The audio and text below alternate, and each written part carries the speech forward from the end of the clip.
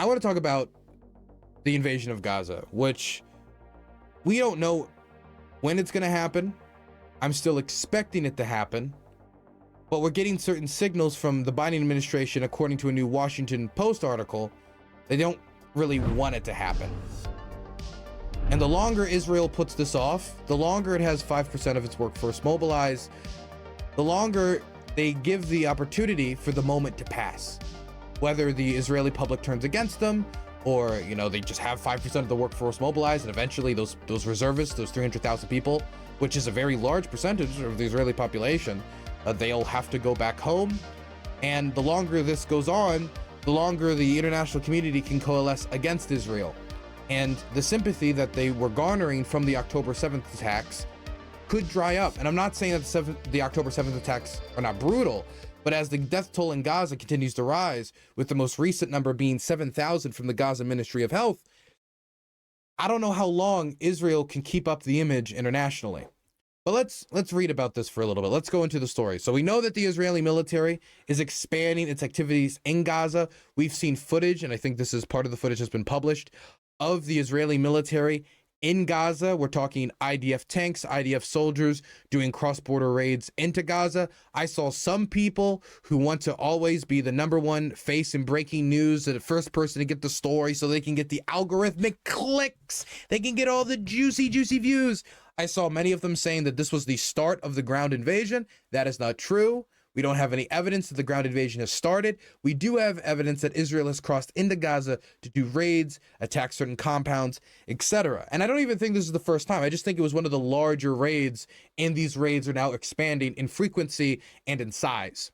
But point is, Israel is doing what you would expect a government and a country to do before invading or attempting to go in and attack Hamas, to attack the Gaza Strip, or to attack anywhere.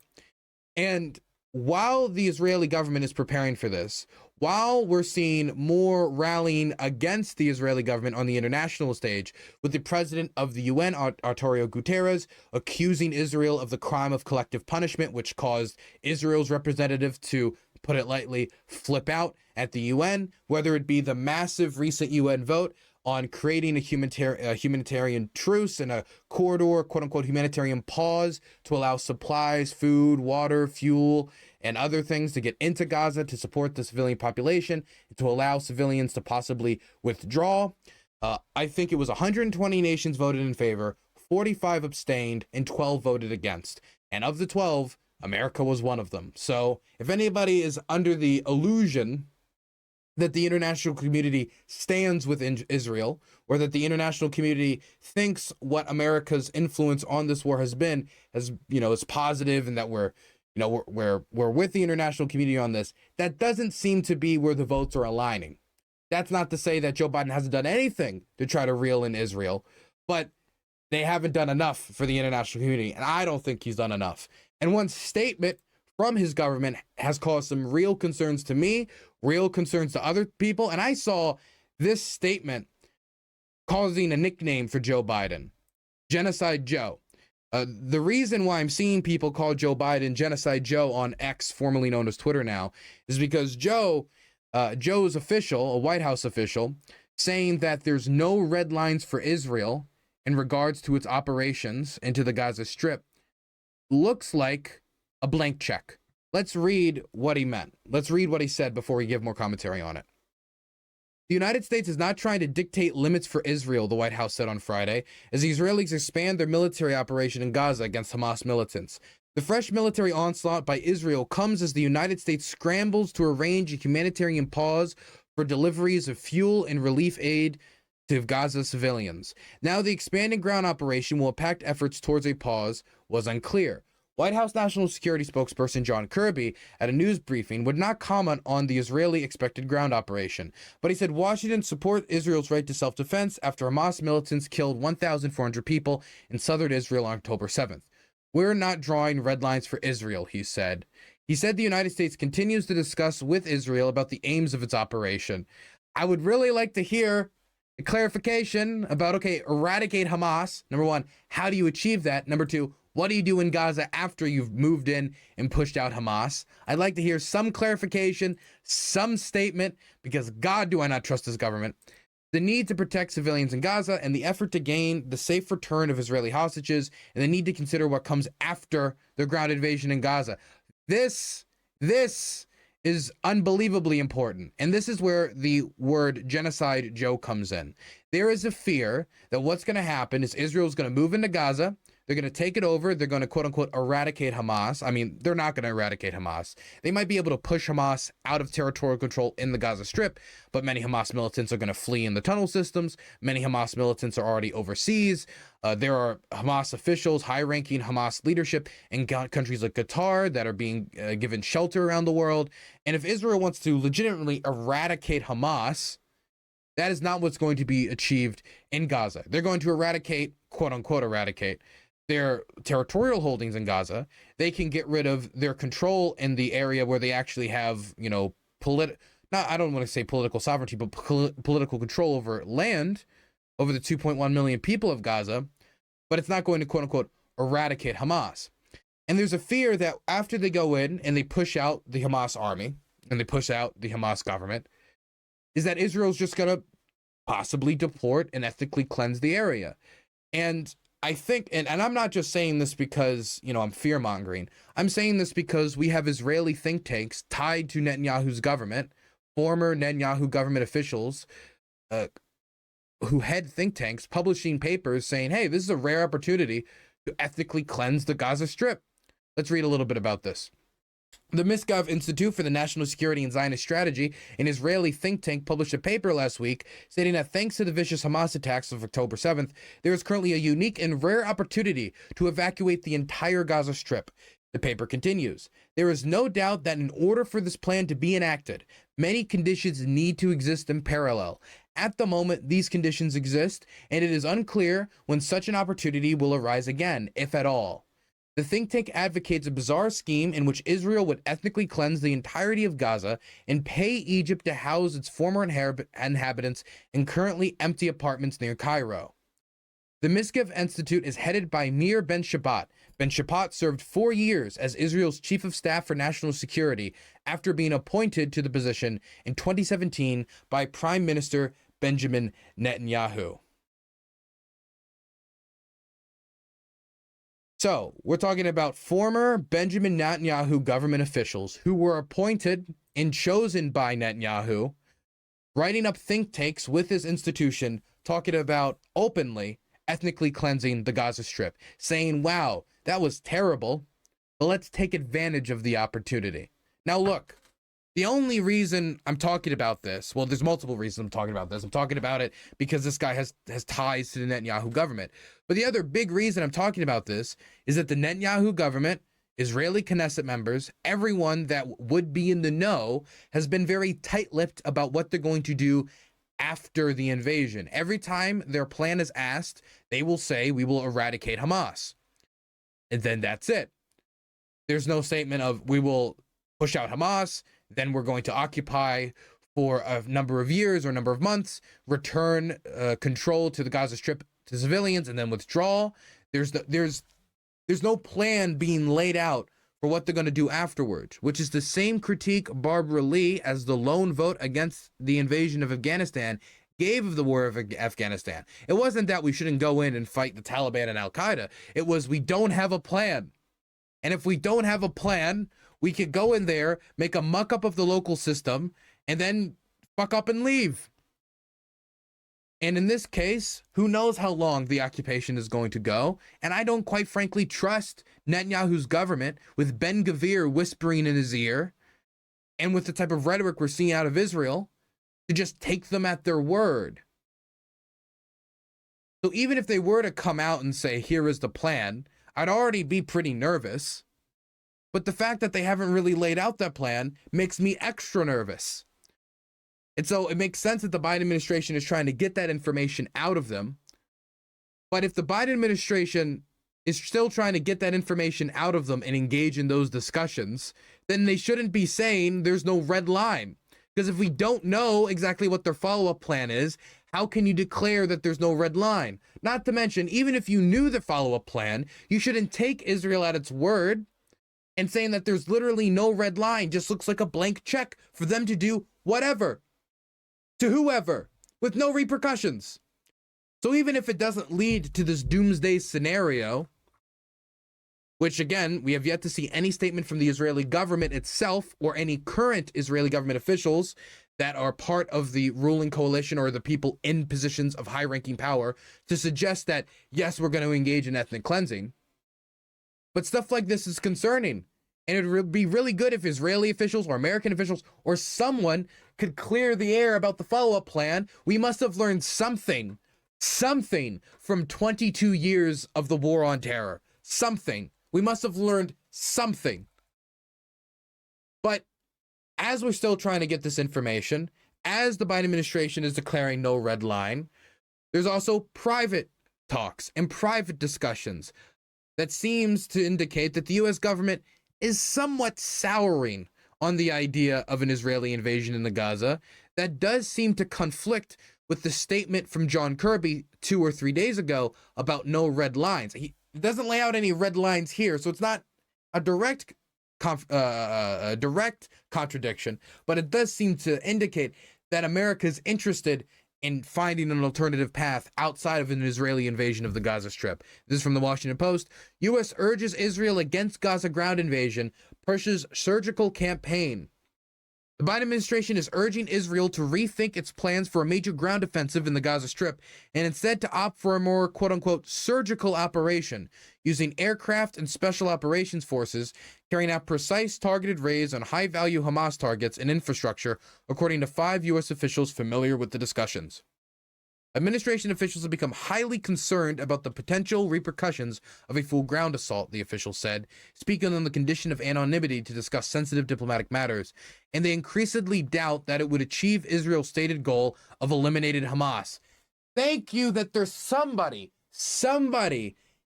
in the vague periphery of Joe Biden's existence who is thinking like, I don't know, Chief.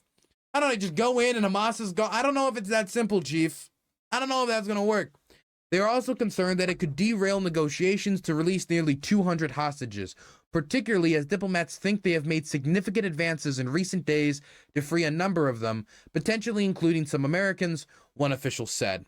The Biden administration also is worried that a ground invasion could result in numerous casualties amongst Palestinian civilians, as well as Israeli soldiers, potentially triggering a dramatic escalation of hostilities in the region. U.S. officials think a targeted operation would be more conducive to hostage negotiations, less likely to interrupt humanitarian aid deliveries, and less likely and less deadly for people on both sides, and less likely to provoke a war in the wider region, the official said. So for those of you who don't have an idea of how a war in the wider region would play out, can we get like a map of Middle East? Yeah, this is, wait, would this show my actual location? Let me check first. No, it doesn't. Okay, so I can use this. Okay, so if you look in this area, right here is Israel, and they're trying to invade here in the Gaza Strip.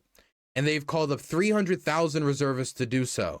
And Hamas has around like 30 to 40,000 like trained fighters in the tunnel systems all throughout Gaza with traps and embankments and bunkers ready to fight a long drawn out war on their turf that they've built up over 15, 16 years. This is already a difficult military operation for any standing army in the world, right? But on the other side of Israel is Lebanon, where Hezbollah lies, and they can gather up 100,000 soldiers and drop a ton of missiles into Israel. I think they have a reserve of like 100,000 to 130,000 missiles, which is larger than a lot of like American allies have in their arsenal. And so the idea of Israel invading into Gaza and then Hezbollah responding with massive rocket barrages and attacks on Israeli territory, which they're already doing on a smaller scale, is not completely outside of the possibility, the range of possibilities that to how this could play out. In fact, Hezbollah has directly threatened intervention if Israel was to go into the Gaza Strip. Now, they didn't clarify what level of intervention that would be, whether it would be dropping a few missiles in order to, be like, hey, we did something here, but we don't want to get rid of all of our missiles. We don't want to get rid of that leverage.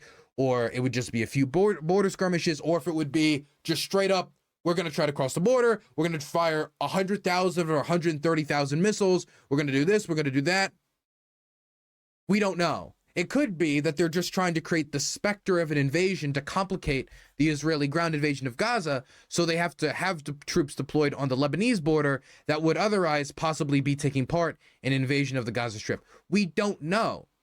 But this is where the spark of how it could become a larger regional war could play out. And once Hezbollah is at war with Israel, and Israel is at war with Hamas, and probably Palestinian Islamic Jihad too, I actually don't know, but probably Palestinian Islamic Jihad too, Hezbollah could also use Syria to attack too. Israel occupies the Golan Heights, which is a part of Syria. Hezbollah operates not only in Lebanon, but in Syria as well. And so you could see Israel being attacked from Syria, being attacked from Lebanon, and having to fight in Gaza. And now this is a regional war spanning 4 countries: Palestine, Israel, Lebanon, and Syria. All of which side will have weapons and guns and money pouring in from Iran. Iran gives, I believe, Hezbollah like $700 to $700 million a year, which is massive for a non-state actor. I mean, they do have seats in the Lebanese parliament, the Lebanese parliament, but they're not like a state actor. They have their own independent army. Now, I do want to give a little addendum, a few addendums here. Number one, Hezbollah might not want to intervene extremely hard militarily, because if they fire all their rockets, they're out of rockets. It's going to take time to build that up.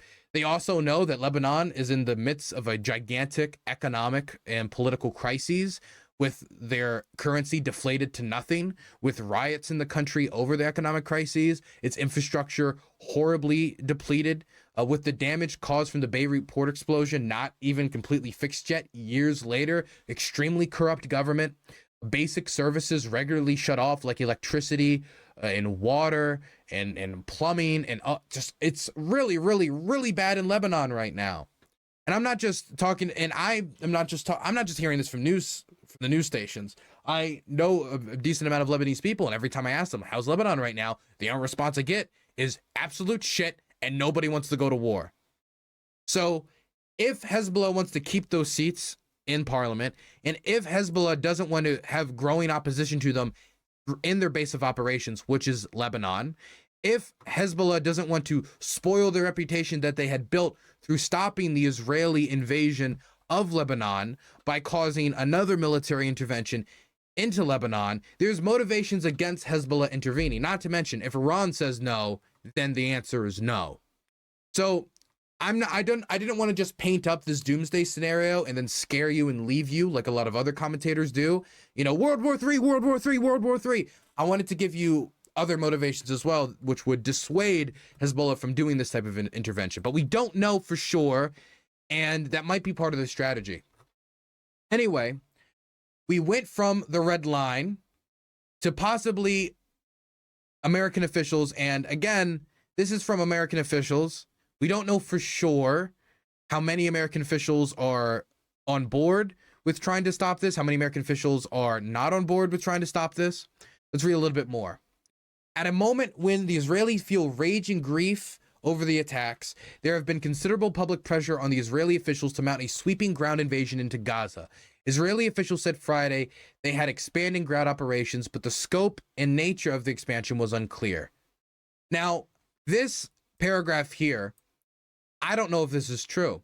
I would actually say to the Washington Post that might be a little bit of the fake news. And I don't think it was purposefully done, but it might be a little bit of the unintentional fake news, because we also just got a poll out. This is from Haaretz. This is an Israeli publication. This is the headline. Israeli poll finds 49% of Israeli public supports holding off on a Gaza ground offensive. Nearly half of all respondents believe Israel should wait with its ground operation in Gaza, while just over a quarter believe the IDF should embark on an offensive immediately. That means about 25% of Israelis want the Israeli military to cross into Gaza right now. Let's read a little bit of the article, and we can talk about how the public perception in Israel has changed. Almost half of Israelis want to hold off on any ground invasion into Gaza, according to a poll published on Friday, what may indicate a dip in support for the planned next stage of the counteroffensive against Hamas militants holding some 200 hostage.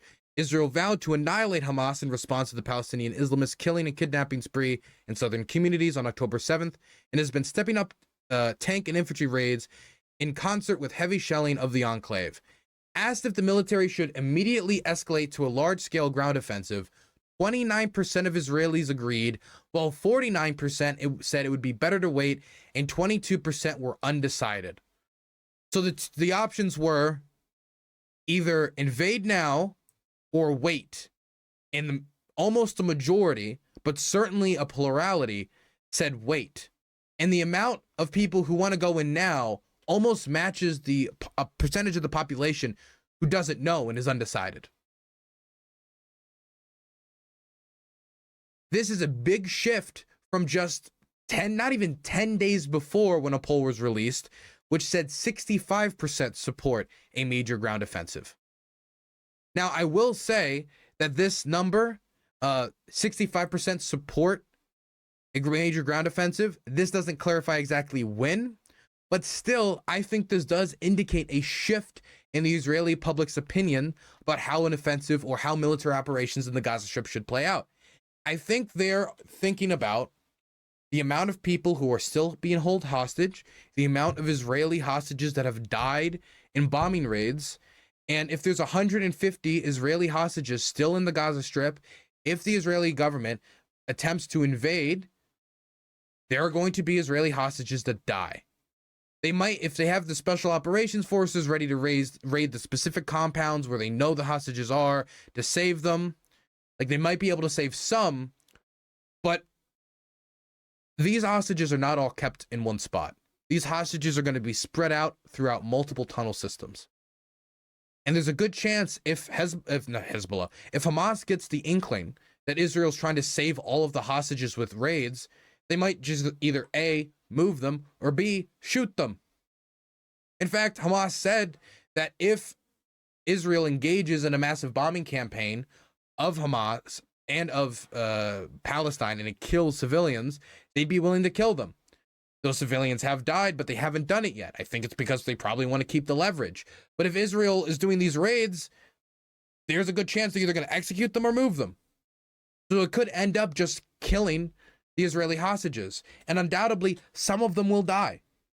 And so there's a motivation behind a lot of Israelis, I think, poll answer here, which is we want to save as many Israeli civilian lives as possible after losing 1,400 of our community members when the Jewish population is already so low internationally. And our community is so small, we should try to preserve the lives of as many community members as possible. I think that logic makes sense. I do think the logic makes sense.